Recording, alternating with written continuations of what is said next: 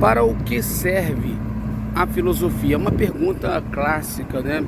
E como filósofo eu tenho autonomia, autoridade para dizer que a filosofia tem como papel, podemos dizer, uns dizem que ela não tem nenhum tipo de utilidade, mas tem sim, para organizar seu turno enquanto vida. Por quê?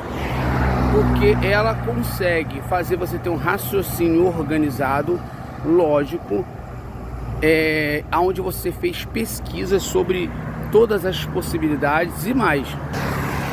Ela te coloca sobre uma posição ou um posicionamento de autoridade sobre o saber direito das coisas complexas do mundo. Porque a filosofia, ela não é só o perguntar, ela também é o investigar, mas uma investigação como que se fosse uma sindicância, buscando laudos da história da humanidade.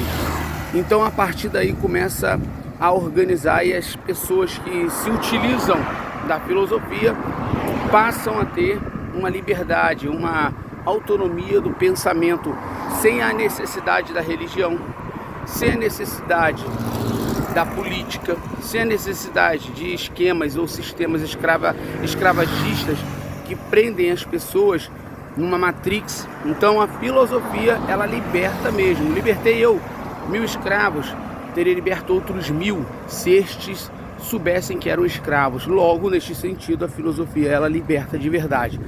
Ela pode fazer com que se destrua, se dilua aqueles pensamentos e crenças antigas, mas sem fundamentação concreta e real. Seria como se você estivesse diante de adultos infantilizados, que esses adultos apaixonados em estado de demência não querem abandonar suas correntes, porque são escravos e gostam de viver como escravos para manter uma segurança de aceitação por um esquema ou sistema organizado dentro de uma sociedade no mundo, seja no mundo ocidental ou oriental, seja nos mais de 200 países. Suas culturas, elas têm aí, tanto a religião quanto a política, elementos que vão de fato fazer com que as pessoas acreditem no que foi dito na história, não na história. É história e história, né? História contada, a história é uma possível farsa.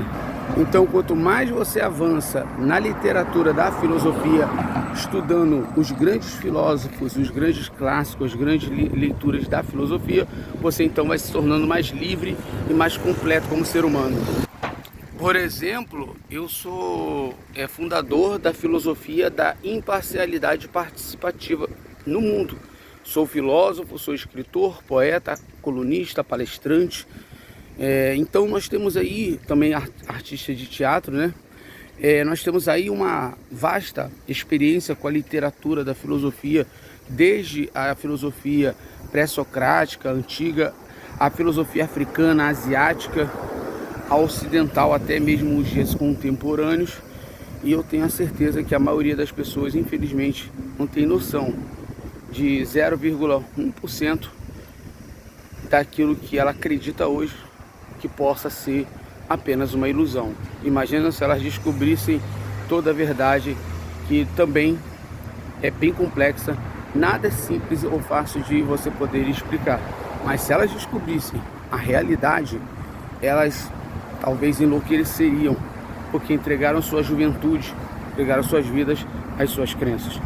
Ao passo que essas crenças fizeram com que essas pessoas anulassem as suas próprias existências, anulassem a autonomia da própria vida para seguirem, para acreditarem em algo que foi dito, algo que foi contado, mas que de verdade mesmo não há prova concreta, científica, arqueológica, que possa sustentar uma tese ilusória, como por exemplo muitas religiões, bem como alguns sistemas de crença política e social. Então temos aí um problema a ser pensado, a ser questionado, o porquê que tanta gente tem medo aí da liberdade, né?